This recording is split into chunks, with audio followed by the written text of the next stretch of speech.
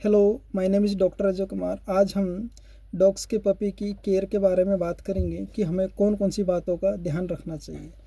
उसमें फर्स्ट, हमें हमारे पपी की वैक्सीनेशन करवाना बहुत ज़रूरी है। उसके बाद डिवर्मिंग एज ए शेड्यूल करवानी चाहिए, क्योंकि बहुत सारे यह इशू आता है कि हमने डिवर्मिंग की है फिर भी पेट के कीड़े नहीं मर रहे हैं, डॉग बार बार मिट्टी खा रहा है।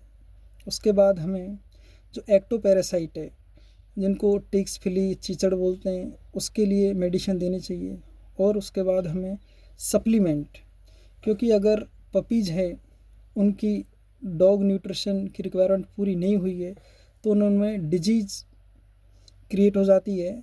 जैसे कि रिकेट्स जो डिजीज़ है, जो मिनरल्स की डिफिशियंसी की वजह से होती है। बहुत ज़्यादा केस आते हैं कि भाई हमारे डॉग के ग्रोथ नहीं हो रही है, पैर मुड़ गए हैं। इसके अलावा हमारे डॉग को दूसरे डॉग से मिलना नहीं देना चाहिए जो पपी को, क्योंकि अगर उसका वैक्सीनेशन नहीं हो रखा है और इनिशियल स्टेज में पपी की जो इम्यूनिटी है वो बहुत कम रहती है, तो इसकी वजह से दूसरे डॉग से नहीं मिलने देना चाहिए। मिलने से वायरल डिजीज़ भी आती है, बैक्टीरियल भी आती है, एक्टोपैरासाइट एक दूसरे में ट्रांसमिट होते हैं। इसके अलावा जो डॉग की जो बाथिंग है, जो 3 मंथ तक नहीं करवाएं, तब तक ड्राई बाथ कराएं, उसके बाद में बाथिंग कराएं।